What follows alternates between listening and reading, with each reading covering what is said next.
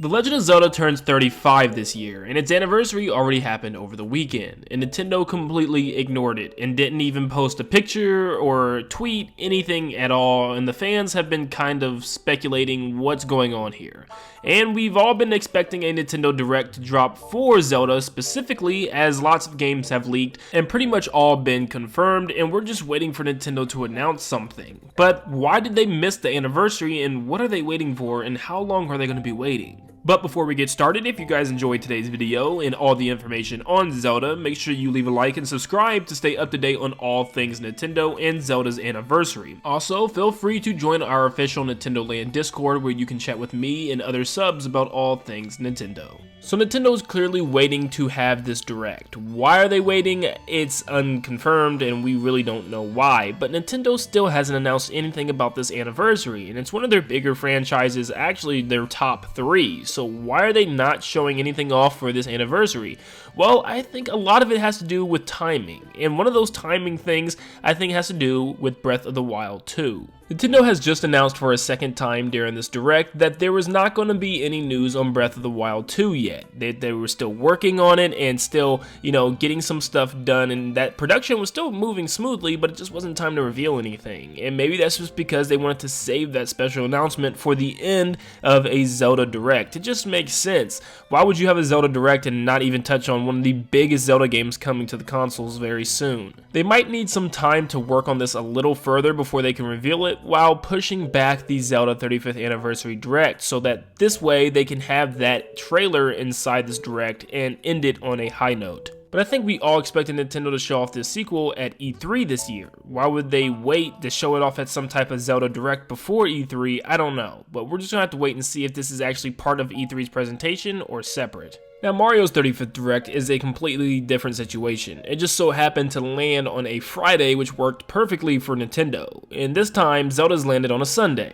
So there's still a chance for this Direct to air this week, sometime either Thursday, Friday, or maybe just afterwards. And if I'm a betting man, I would say it's not going to happen until probably the later months of spring, and probably even moving closer into summer. Unfortunately, it looks like Nintendo is going to wait a bit for Zelda. I don't know why, but there are also other reasons why this could be happening. We do know this Mario 35th Anniversary celebration is going on until the very end of March, so maybe they're waiting until April or May for this thing to kick off so that Zelda can have its own time in the limelight. Now, I think another thing that kind of proves this is the weird announcement of Skyward Sword in this Direct, but nothing else Zelda related. Now, I don't know why they chose to reveal Skyward Sword here. Maybe it's because they had to reveal some type of new games for the summer, and they, I don't know. I just felt like it had been perfect for the actual Zelda Direct itself. But this feels like the same kind of lines as Mario 3D World plus Bowser's Fury was, where maybe it was actually supposed to be announced ahead of time,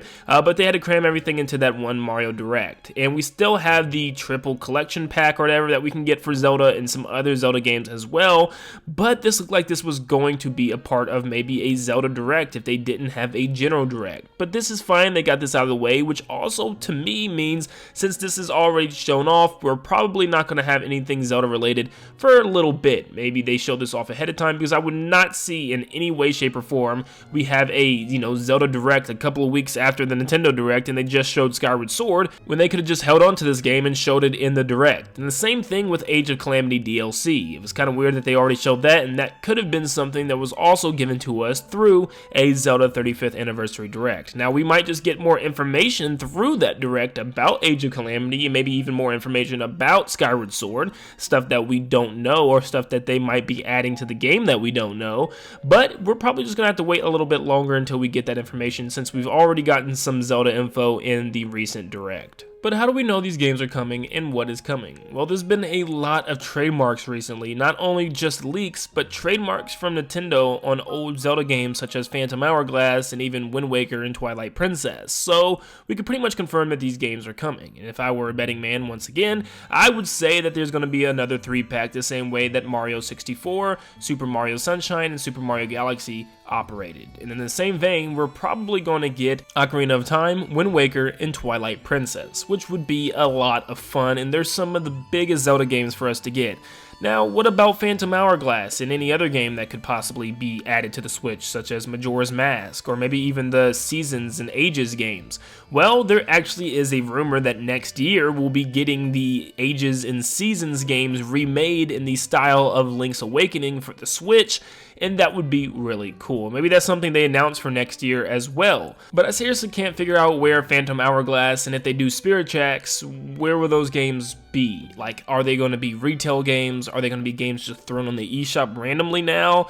Or how are they going to work with that since it's a DS title? Like, what's going to change? That's a very weird game to update. I don't know why they would update it right now.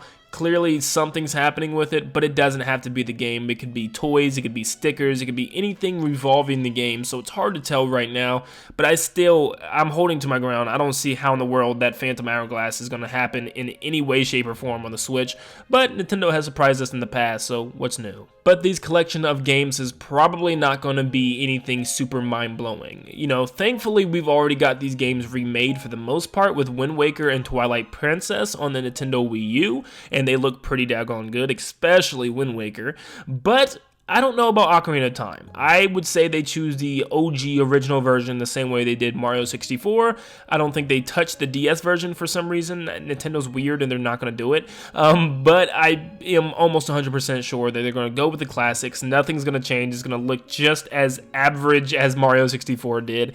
And people are going to be upset once again. It's just the way Nintendo does things and they just don't care. But I think there will also be some smaller announcements such as articles of clothing, different collectibles that you can get, and all kinds of cool little Easter eggs on maybe an official website and stuff like they did for Mario. But when is this going to happen? It doesn't seem like it's going to be happening soon. I'm going to have to go on a limb and say closer to summer, end of spring, we'll probably get something related to a Zelda Direct.